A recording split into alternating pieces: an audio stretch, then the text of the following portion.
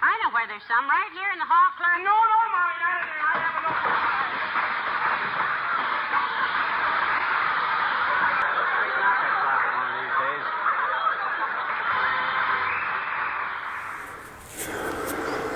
enough. Okay, welcome back. Part 2 of the Zenith Royal 760 Navigator.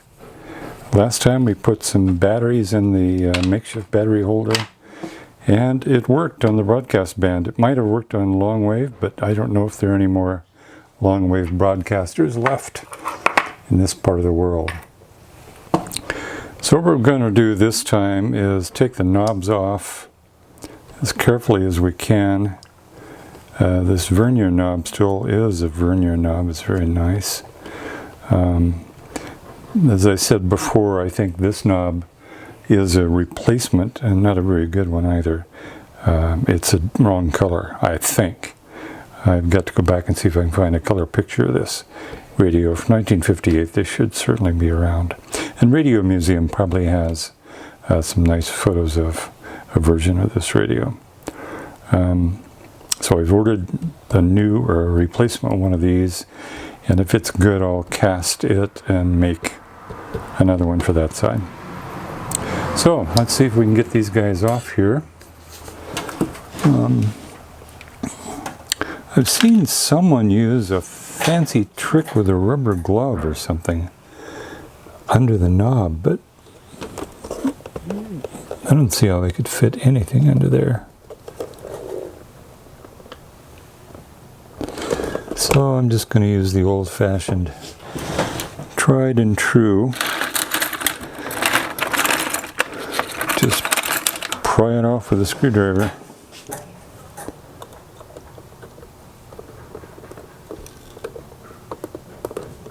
Oh yeah, there it comes. Very good.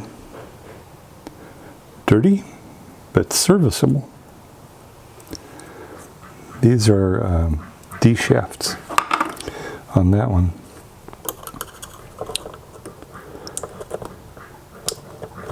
Same thing, very good.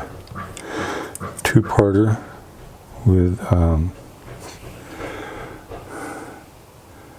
a mystery substance. I don't know that I even want to know what that is. Huh. I'll clean it up later. And then the brown knob.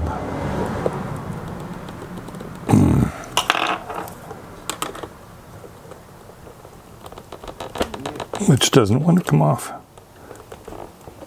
Better make sure there isn't a set screw I can't see. There does not appear to be.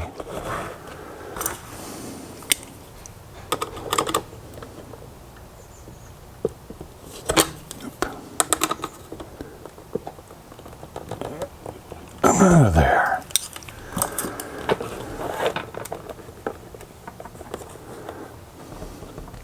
It kind of makes me even more confident that's the wrong knob. It shouldn't be that hard to get off. Well, let me grab a rubber glove. There is room to get under there with such a thing. So I've never tried this myself. I've seen it done.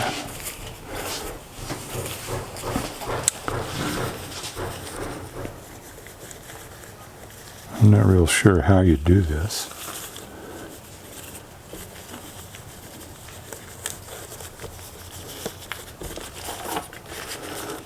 And I'm not real sure that these gloves are... Okay, that isn't the answer, is it?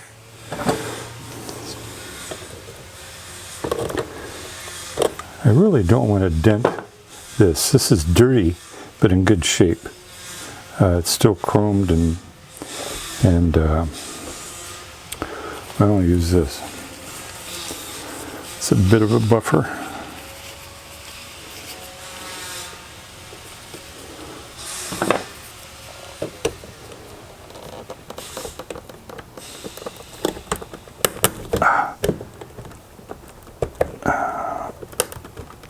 Boy, that is on there. Jeez.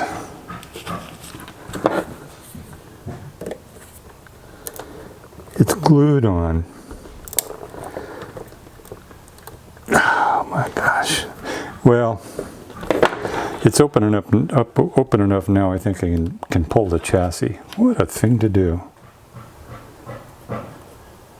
Holy smokes. Got the wrong knob, so you glue it in. Oh well. I'll save that just for chuckles and grins. Okay. Knobs are out. Let's turn it over. See if those Phillips screws do indeed release this.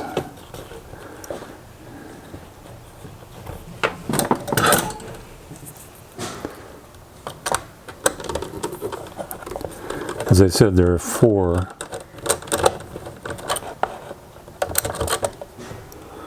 There's one of them.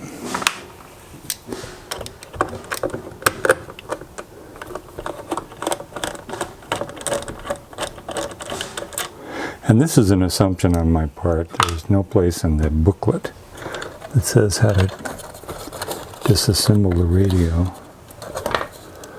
Oh. There's a piece of paper in here that was held down by a screw on one end. And that's our on-off volume pot and our selector switch for normal and navigate. Okay. Yeah, I'll get these other 2.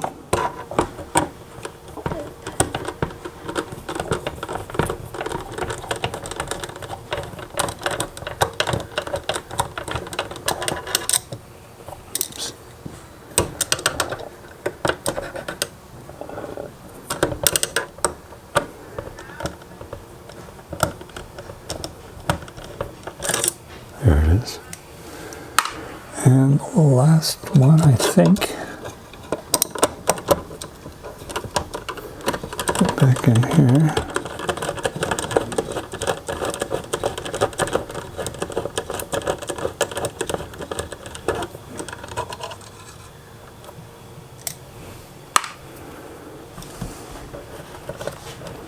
Let's see if it seems like it wants to come out.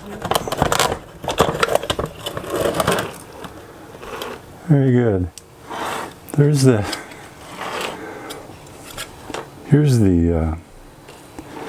knob that was glued on right there. Fantabulous. There's that paper shield. Interesting. The speaker is dirty but looks whole. Of course, it's filthy in here. It looks like that's certainly an original cap. These guys are probably original too. So it looks like there hasn't been anybody in here. However, when I see pencil writing, VLIR it looks like, been scratched out, that suggests something's been done. So I don't know what. There are 2 antennas, one for broadcast, one for long wave. Cool. And it weighs a ton because this is an all-steel chassis. Not thick steel, but it's still steel. What is that, 20 gauge, something like that? So 20 gauge chassis.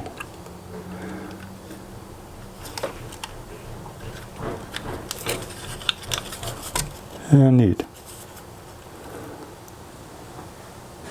Lots of carbon composite resistors. Okay, I'll set that aside and we'll take a gander in the box. And there are a series of keepers. These guys here, speed nuts, it looks to me like. holding the metal grill to the leather. And it is genuine leather too. It's not the infamous Naga hide or leatherette. It's real leather. And of course the cloth between the grill and the speaker is shot, so that'll have to be replaced. In fact, some of it came out with that knob that was glued on. It looks like they dribbled some glue onto the fabric as well. But, you know, it's in pretty good shape. The leather isn't cracked. It'll take a good scrubbing. It's an odd color. This is probably close to what it originally looked like right here. So it's an odd color, but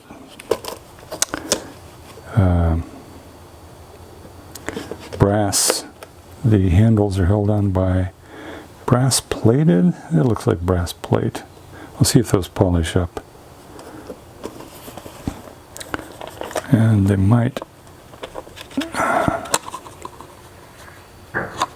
Oh, they're stapled on, so probably not really removable. Okay, so our initial disassembly is complete. Very good.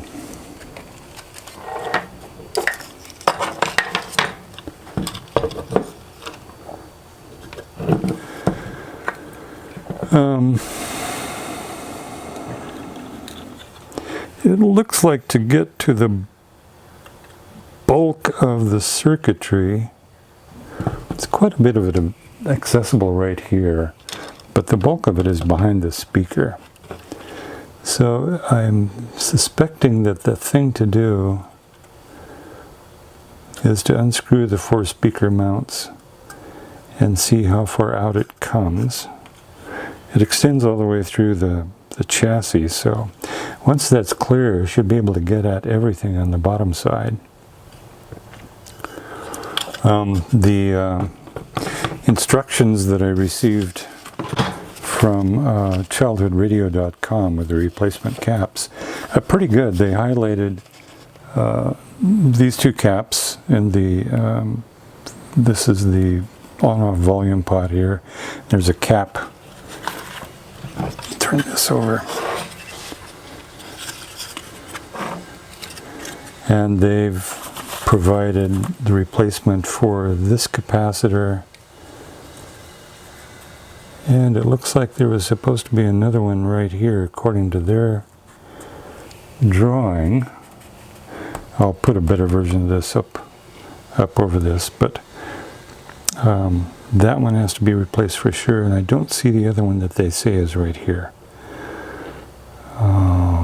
So that'll be a mystery to solve. And then on the behind the speaker on the other side, they've nicely labeled the other ones that need to be replaced. So that's good of them. It's handy, you know. I didn't know what to expect when I saw their online ad, but that's kind of handy.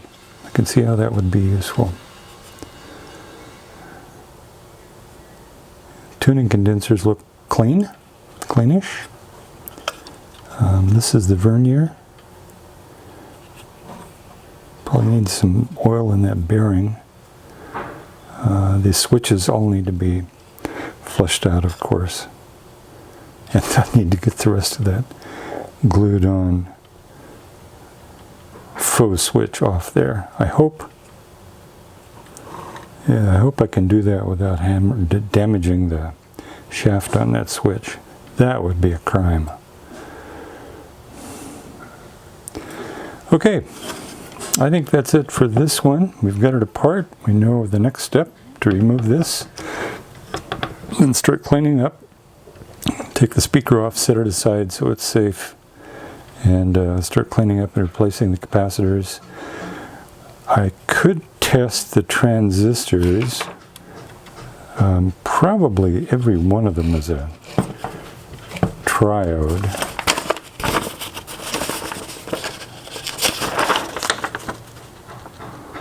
Let's see. Yeah, PNPs. Look like they're all PNPs. Just a plain vanilla 1958 PNP transistor. Doesn't get any more basic than that. Okay, let's see what's under here.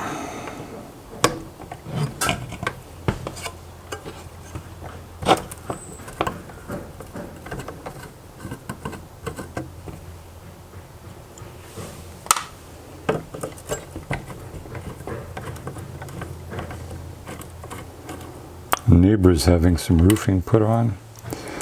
And roofing, people who nail roofing have such distinctive rhythms for how quickly and the pattern in which they nail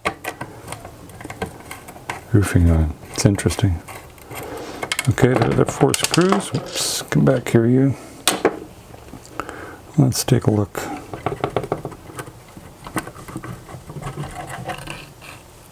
Oh, very nice.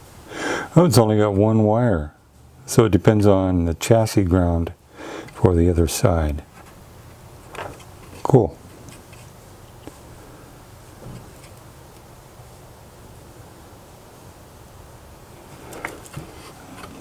Genuine Zenith speaker. Let me get my soldering iron going and I'll remove that wire. Okay.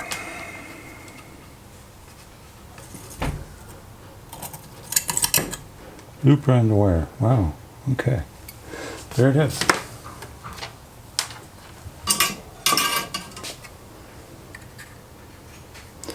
So this doesn't look too bad. Needs some cleaning out. Let's give it a little push and see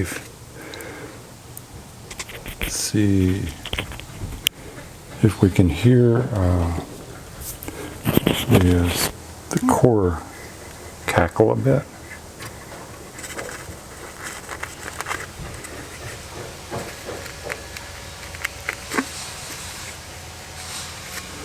It's not too bad. I might take the felt off here and run a thin piece of plastic around in there just to see if I can dislodge anything. The paper looks fine. No obvious holes. Alright, speaker is out. And while I've got it right here, I'll trace the cover for it so I don't damage it.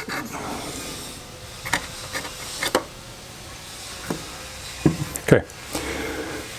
Next for me is to begin replacing the capacitors.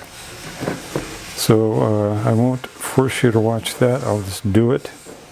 I really admire how big the markings are on these mica caps. It's huge.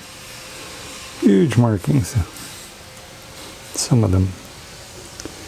It looks like the caps I have to replace are pretty accessible. That one and that one, that one, probably that one, and this one right here. So that's what, 5, and I've got 5 in the kit. So I think I'm good to go. All right, when we next look upon this, it'll have new electrolytics.